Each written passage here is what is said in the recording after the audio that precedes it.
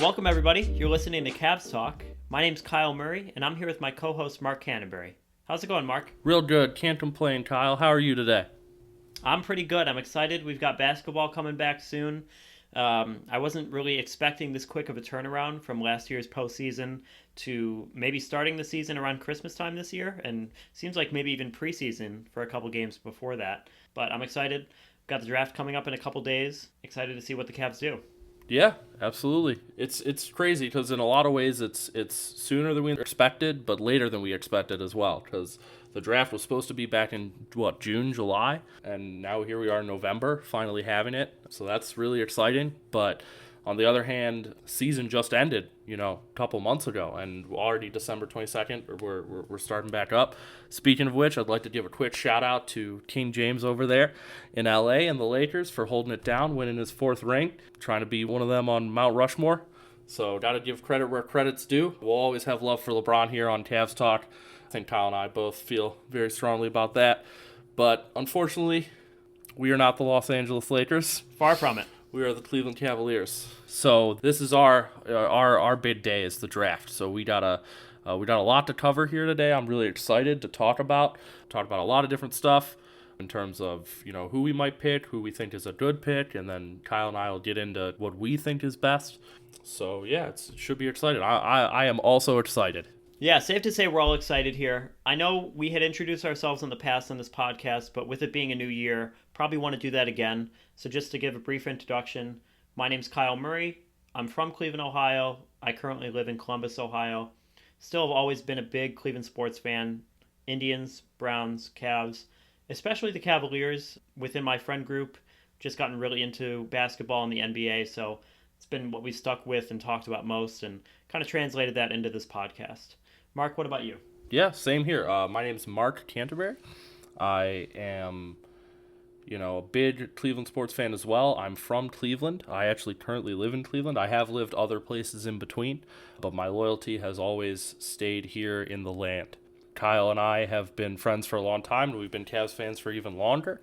So this was kind of a easy decision for us to, combine some of our most joyful activities together, which is, hanging out with friends and talking about the Cavs. So we figured we'd bring that to everyone, and that's what we're doing here. Yeah, we're happy to do it. Getting into the roster as we approach the draft, want to give me a good breakdown of what you think the needs are, maybe what you think we've already filled in terms of roles on the team, just generally how you're approaching analyzing the players in this draft. Yeah, absolutely. So going into this draft, it's obvious that the Cavs have needs. A lot of them. Most of them. I think there are. Yeah, I think there are a few points in which we are, I'm not going to say perfect, but solid. Obviously, we're a little stronger on the wings than some other places. I'm still a big believer in Chetty Osman. I think he's a great backup small forward. I think Kevin Porter Jr. will, if you're true Cavs Talk podcast fans, you know that Kevin Porter Jr. has been my guy since day one. I still think that he is the answer at small forward for Cleveland. I think that at the guard positions, obviously, we're strong based on our draft picks. I will admit, I'm not a huge Darius Garland fan. He's very inefficient on offense. I think he's a great kid. I think he plays really hard. I like him a lot, but I don't think he is the Cavs' answer at shooting guard moving forward. So I wouldn't be maybe as wary of drafting a shooting guard as some other people. But I think Colin Sexton's developing. He's definitely getting better. He's a good point guard. And I think we're strong at the guards. We're decent on the wings. I think clearly a big need here is at the big man position because Tristan Thompson is both on an expiring contract and not the player he once was. Kevin Love, obviously a big time, all-time Cavalier. We love him here in Cleveland. But he is expensive, and he is old, and he is not getting any better. So I think those are definitely some things we need to look at moving forward. And then I'm not even going to talk about Andre Drummond because I just don't like him. Yeah, I think we definitely need a big man. I think infusing some more offensive talent into this lineup is a good thing. I wouldn't be opposed to signing a guard if they have the right offensive skill set because I don't think Darius Garland is it. But yeah, that's where I'd say we are as a team right now. How about you, Kyle? What do you think? I agree on just about everything. I think our guards are probably the strongest in terms of our team. I like Darius Garland more than you do. I see him as the point guard of the team, and I see Colin Sexton as the shooting guard of the team in terms of Garland's playmaking abilities, but maybe a lack of one-on-one scoring opportunities. And then Sexton's kind of the exact opposite. He is, I think last year we talked about him being kind of a bulldozer, just going towards the rim over and over and over. Doesn't really pass the ball very well, but developing into a really good scorer, especially at the rim in the league. Yeah. And then, I do like our wings quite a bit. Dylan Windler, didn't really get to see him too much last year, but the Cavs seem super high on him. I like him a lot, and I hope he shows up this year. Also like Jetty Osman. Completely agree. And this is the case with a lot of players on the team. Jetty is a good role player and probably not even a sixth man, maybe a seventh or eighth guy who can come in off the bench and fill the role effectively. And he's not going to drag down that second unit too much. Kevin Porter Jr., obviously hoping, as you are, that he will be a great player in the first unit, both on the offensive and defensive side of the ball. I think he's got a lot of talent, and he's probably the guy I project as having the highest ceiling on the roster currently. And then concurring with you in terms of our bigs, Tristan Thompson, expiring contract. Kevin Love, unfortunately not an expiring contract. Andre Drummond, expiring contract, but kind of negligible at this point. I see the big as being the big position for us to fill right now, especially while we have those veterans. I think they can serve as good teachers, good mentors to whoever we draft, if we do draft a big. Even if we don't want Kevin Love, maybe Tristan Thompson here in the future, they'll be able to help that big transition into the NBA and fill their shoes. So getting into the draft, we wanted to format this in a way that we would project the top 10 players we would like to see the Cavs draft. Disregarding the chances that these players fall to the Cavs, as they have the 5th pick, we'll still include all the players at the top of the most mock drafts you'll see, and just go through our top 10 players you'd like to see the Cavs pick. So my number 1 player that I'd like to see the Cavs pick, if he does fall to number 5, would be Anthony Edwards. Like I said, I'm most optimistic about the Cavaliers at the guard position, with Garland and Sexton, but I still think the team lacks a really big lock at any position. There's no player on the team who has their spot locked down regardless of who comes into the team. So I think Anthony Edwards would be a guy you can slot into the guard position, and maybe he's better than Garland or Sexton, and that's a good thing. We have competition at that position. If he takes their starting spot and performs better, I'm happy about that. I think he's one of the few guys in the draft who can do that. How about you? Actually, in this instance, Kyle, I absolutely agree. I also think Anthony Edwards would be the number 1 pick if he did fall to the Cavs.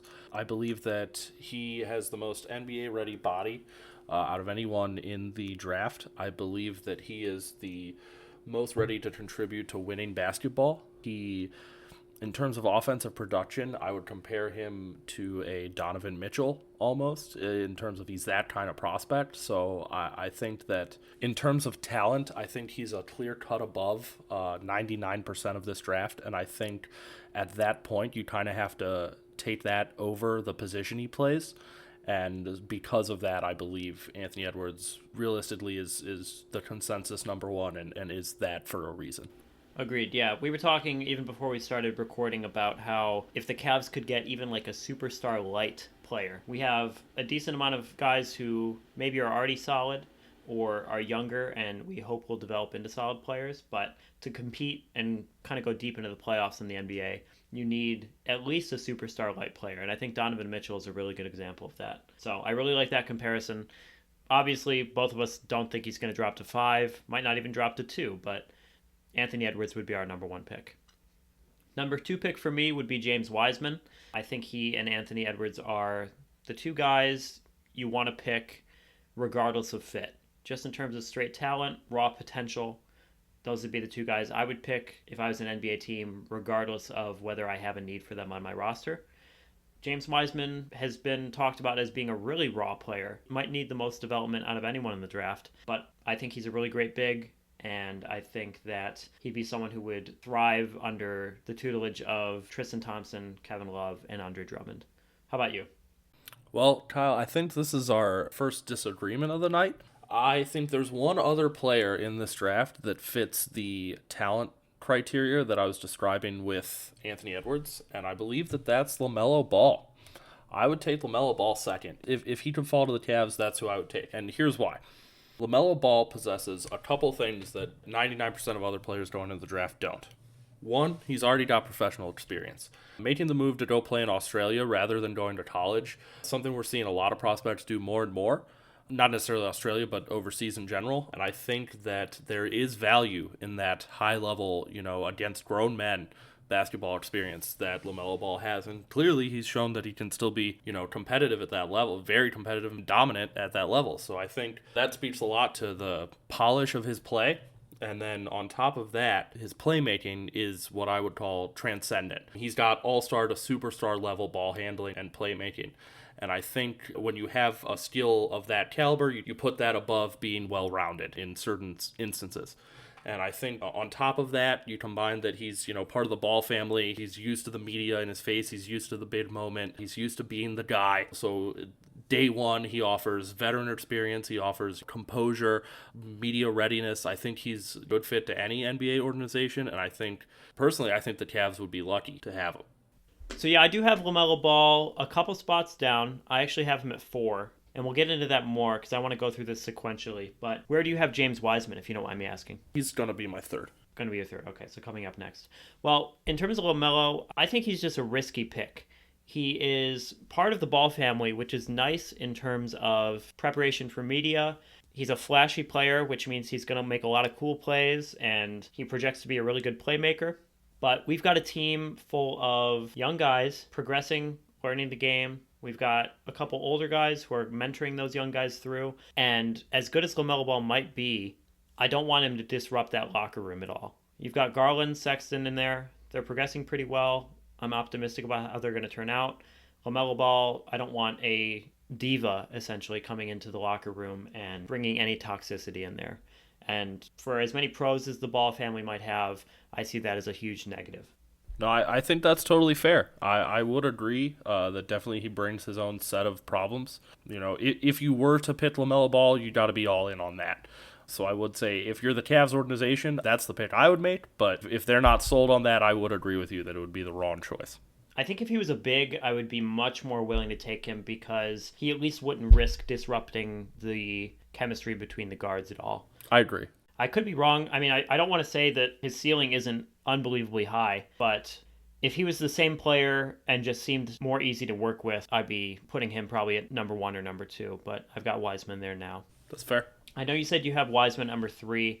I have Onyeka Okongwu. I see him as just below that threshold for players that you draft no matter what, if they're there. But I see him at the top of the list in terms of that next tier because he's the most well-rounded. He'd be mentored well by Tristan Thompson and Kevin Love, as I've talked about before with James Wiseman. And while we have some promising young guys at the guard and forward positions, we have Sexton, we have Garland, we have Jetty, we have KPJ, we don't necessarily have that at big. With Kevin Love transitioning out of the team in his last couple years, who knows if Tristan's going to re-sign? I would assume Andre Drummond's not going to be here if he even lasts the year before he gets traded. Having someone who can come in and be that next big, right, is what I'd look for at that number 3 pick. How about you?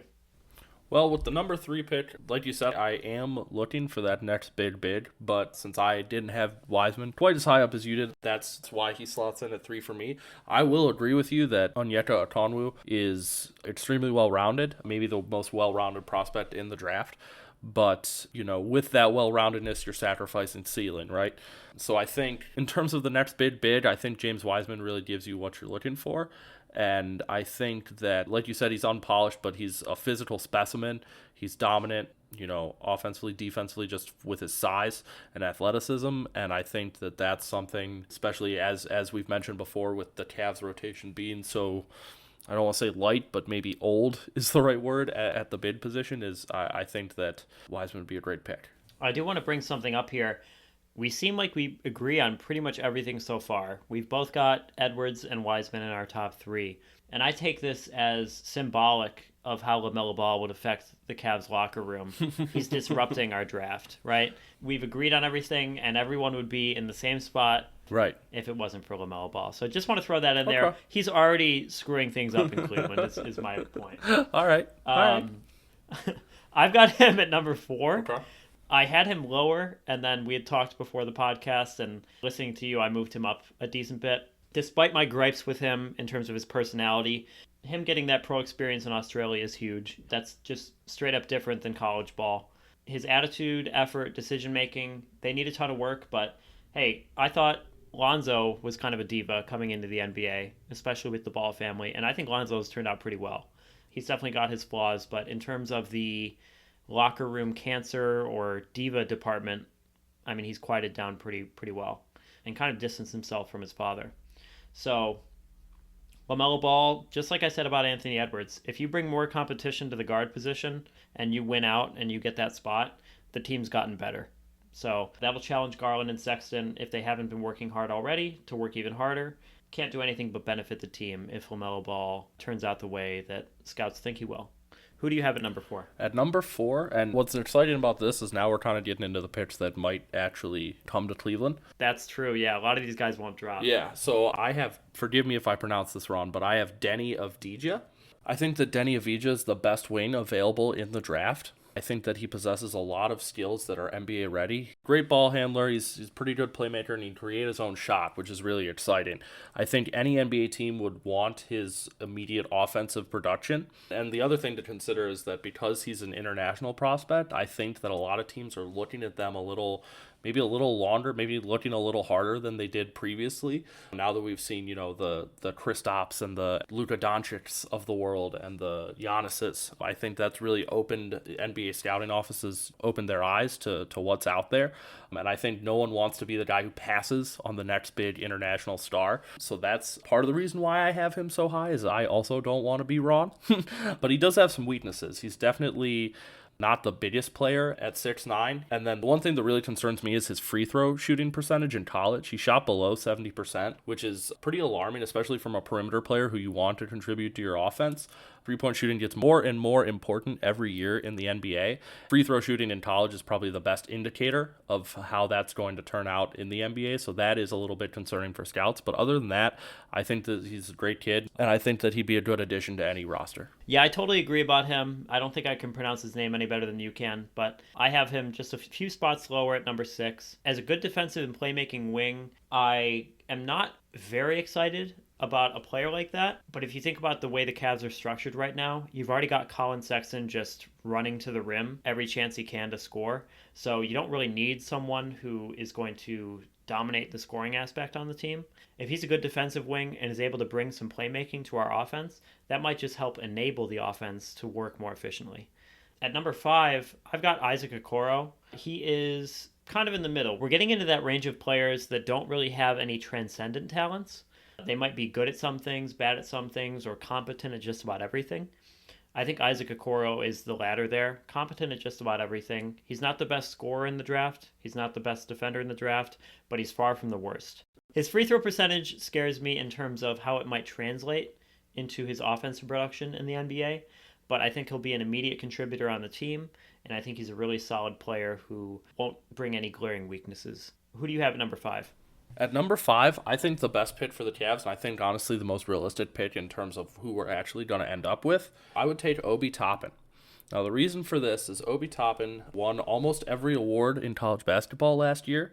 He won National Player of the Year honors, Naismith, AP, and the John Wooden Awards. I mean, he's extremely decorated. He's clearly risen above the pack in terms of production in college. Now, obviously, that's not always the best indicator of who's going to be the best player in the NBA once they, cross over, but I think he's definitely shown the ability to perform at a high level. Now, pair that with the fact that he is kind of a tweener. He's 6'9", but he can play the 4, he can play a little bit of the 5, and he's got a 7'2" wingspan, so as he bulks up, he can potentially be a good defender at several positions. He's got pretty good jump shot for a big guy, pretty good playmaker for a big guy. He actually has close to a 1 assist to turnover ratio, which for a big man in college is pretty good indicator of good playmaking in the future.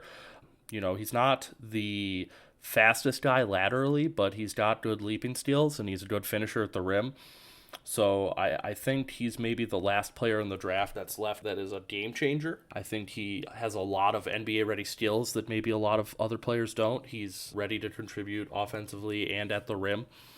I think he would be great in the pick and roll with our young guards, and I think that he fits a need for us. So that's why I think not only do I have him fifth, but I think if we're talking about fit, I think he might be one of the best players in the draft for us. What do you think, Kyle? I think very highly of Obi offensively. One thing that I think will be a common theme between our top 10s is that my top 10 leans away from players who have glaring weaknesses. Obi isn't the most balanced player. He's an amazing offensive player and has shown that in college, like you mentioned. But for me, I don't want someone who's going to bring a hole towards the Cleveland Cavaliers. They've got enough of those already, especially on defense. One of, if not the worst defensive team in the league.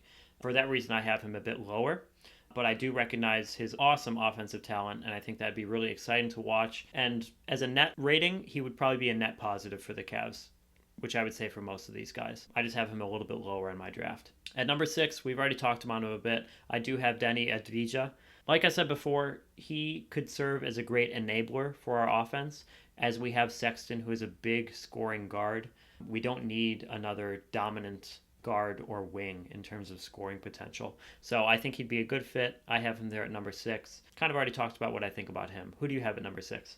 So at number 6, I have Isaac Okoro. For a lot of the same reasons that you don't like some of the guys that I've been picking, I like Isaac Okoro. I think that he actually shores up a hole on our roster rather than contributing to more gaps.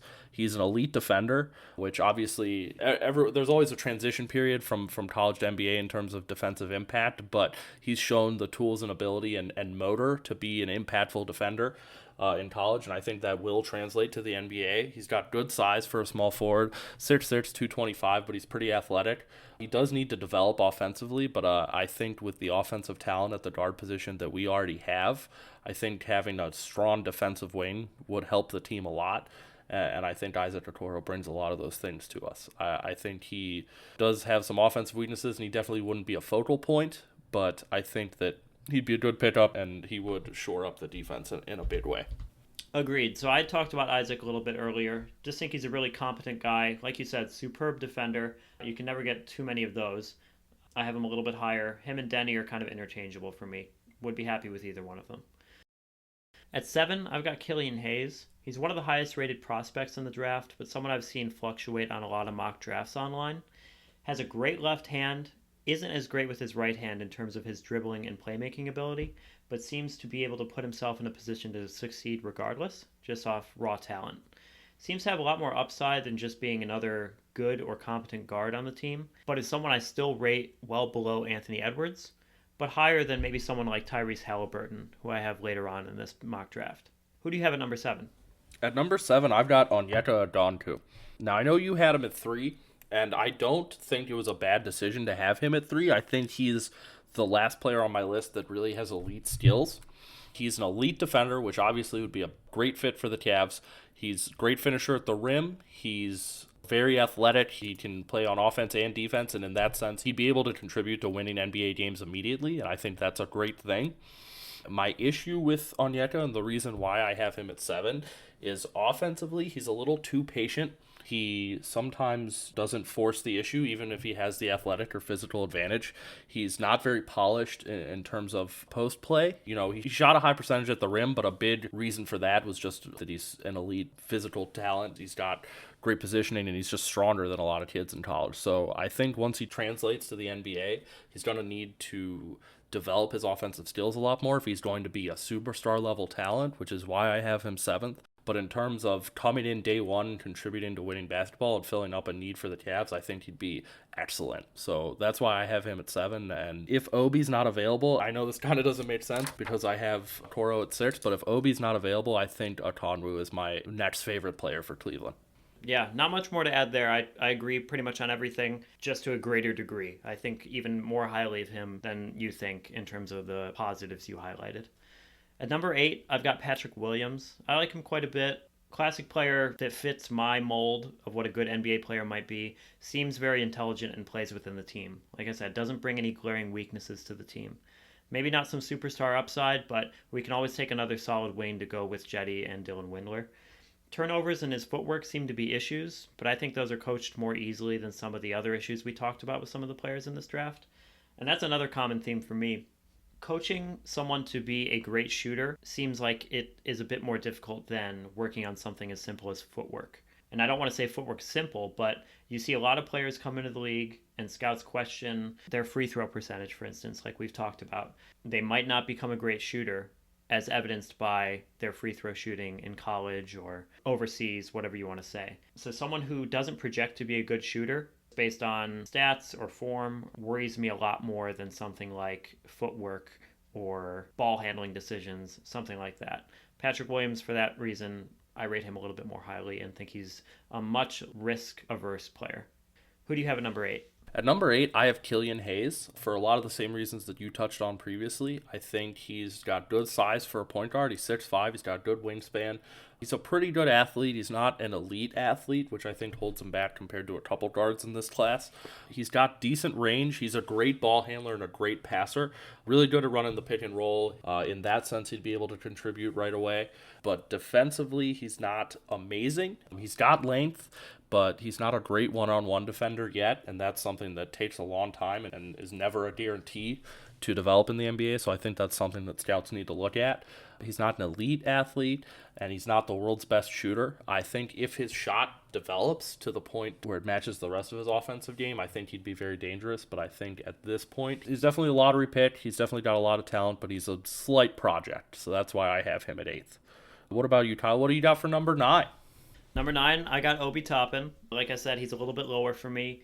Offensive production seems like it would translate immediately to the NBA. The defense is just too much of a hole for me. I'm still going to be pretty happy if we get him.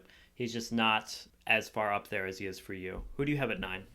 At number 9, I've got Tyrese Halliburton. And the reason I have him at number 9 is not necessarily because I think he's the 9th best player in the draft, but I think he maybe is the 9th best fit for Cleveland. He's a point guard who's a little bit undersized, and if you've looked at the roster lately, we kind of don't need any more of those. What I will say about him, he's just a great shooter. In terms of the shooting percentages on paper, he looks like he's NBA ready. And my only concern there is he's kind of a Lonzo Ball case where he's got a weird release. It's a little bit slow, so that might not translate to the NBA quite as well. But if the percentages hold up, he's a big guard who can play the 1 or the 2. He's got a pretty good wingspan, and he's a good shooter. And I think any team in the NBA, their development department's probably pretty excited about a player like that. So that's why I've got him at 9. All right, Kyle, rounding it out. Who you got for number 10? So I've actually got Tyrese at number 10. Oh. A lot of the same commentary that you provided there. He kind of feels like another Garland to me, which is not necessarily a bad thing. It's always nice to have someone reliable, a hard worker, has limited downside. Like I said, I appreciate that a lot in these prospects, even if his ceiling is way lower than some of the others. Like you said, he's a smaller guy, and we don't really need another small guard on the team. But should there really be 2 Darius Garlands on the Cleveland Cavaliers? I'm not completely sure. I don't think it's a huge negative at all. Darius Garland is obviously a productive player. He works efficiently and seems to be developing into a nice point guard for the Cleveland Cavaliers. Maybe having another version of him coming off the bench would be a great thing to lead that second unit. I think highly of him just in terms of his reliability, and that's what I'm looking for at this stage in our top 10. If we haven't gotten one of those top 9 players I projected, I want someone reliable who's going to come in and positively impact the team. Who do you have at number 10? At number 10, I've got a bit of a sleeper. I think depending on how he develops in the NBA, he could be better than maybe 3 or 4 or 5 of the guys on this list. Maybe he's worse than, 5 more. I'm not sure. But at number 10, I've got Saddiq Bey. He's a 6'8" forward with good size at his position, and he's an absolute dead-eye shooter, which is probably the most exciting thing about him. He shot over 41% from 3 in college at 2 seasons at Villanova on 308 attempts, so his range is for real. He's a versatile defender. He can guard 1 through 4, and that's a really exciting thing about him, especially in today's NBA with all the switching on pick and rolls and all the perimeter players. Everyone shoots the 3 nowadays, so someone who can switch and guard 1 through 4 is really valuable. That's one of the reasons why I think he could potentially maybe outperform my ranking I have him at here. Now, in terms of weaknesses, he's got a lot of those, which is why I think he maybe would underperform. He's a little bit limited as a ball handler. He moves pretty well, but he doesn't have that elite quickness, so it's debatable as to whether or not he can, stay in front of people at an NBA level. But that 3-point shooting and that defensive versatility is really what stands out to me, and that's why he made my top 10. Yeah, I project him as being a really good 3-and-D player, which is getting more and more important in today's NBA, especially with how prominent the 3 ball has become. I think he'd be a pretty good contributor coming into the Cavs. Can't really go wrong signing a 3-and-D guy, let alone drafting one. And I think he could develop into something even better than that. So I think that's a solid pick, and always nice to throw a ringer in there. Someone who, if he turns out really well, becomes a NBA legend. You'll be able to bring that up later on, saying he was in your top 10. Kevin Porter Jr. Kevin Porter Jr. Part 2, baby. We're hearing it all year. Sadiq Bey. Well, that's our top 10. We'll see how that draft pans out. November 18th, Cavs drafting at the number 5 position, assuming they keep that pick and don't trade it away. You can keep up with us on Twitter. We'll be posting more content on there leading up to the draft and on draft day. We'll be looking to record 1 to 2 episodes per week at about a half hour to 45-minute length, going over the Cavs games for that week, recaps, news, projections, whatever comes up at the time. Stay tuned with that. Absolutely. It was a lot of fun talking to you guys. It was a lot of fun doing a deep dive into the draft and seeing what kind of talent is out there. And I'm really excited to talk about the Cavs and how we develop moving forward. And I think Kyle feels the same way. And we may have some guest appearances, some friends on the podcast occasionally as we move forward. We love talking to people who love Cleveland and love Cleveland sports. So thank you everyone so much for listening. Make sure you hit that share button on your way out. Hit that follow button on whatever platform you're looking at this on. Thank you so much again, and go Cleveland. Go Cavs.